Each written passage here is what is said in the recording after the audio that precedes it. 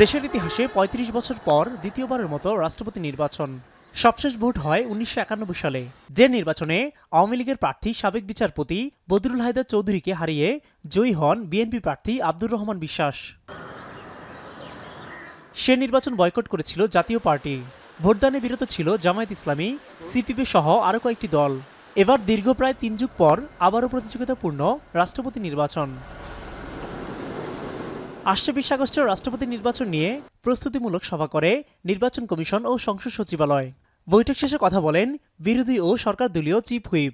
সরকার দলীয় chief whip জানান, BNP এখনও দলীয় প্রার্থী ঠিক করেনি।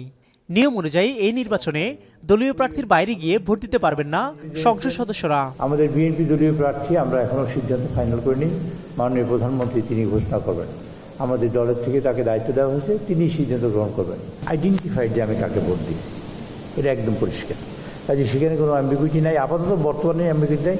ভবিষ্যতে যা যেভাবে সিদ্ধান্ত হবে সেভাবে এ সময় বিরোধী দলীয় চিফ হুইপ নাহিদ ইসলাম বলেন, জুলাই সনদের আলোকে রাষ্ট্রপতি নির্বাচন হওয়া উচিত ছিল।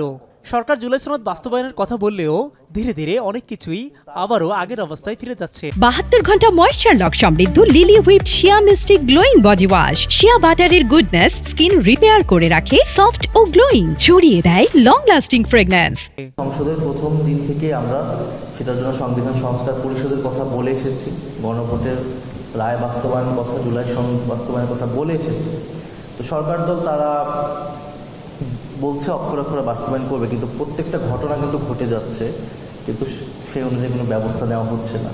ফলে আপনি দেখেন জুলাই সনদ বাস্তবায়ন যদি হয়ও, তারা কমিটি করেছেন, সেই অনুযায়ী ৭০ অনুচ্ছেদ তারা তো তাদেরও কমিটমেন্ট, তাহলে সেই রাষ্ট্রপতি আমরা পাবো যে আরও ৫ বছর পরে। রাষ্ট্রপতি নির্বাচনে ভোট হবে প্রকাশ্যে। ব্যালট পেপারে দিতে হবে ভোটারের পূর্ণ নাম, স্বাক্ষর। 3টি ব্যালট বাক্স থাকবে, যা হবে স্বচ্ছ। অধিবেশন কক্ষে মাননীয় সংসদ সদস্যরা তারা অবস্থানে তাদের আসনে বসবেন। আমরা যারা সহায়ক কর্মকর্তা থাকব, আমি সহ আমরা তাদের কাছে তাদের ব্যালট পেপারটা পৌঁছে দেব।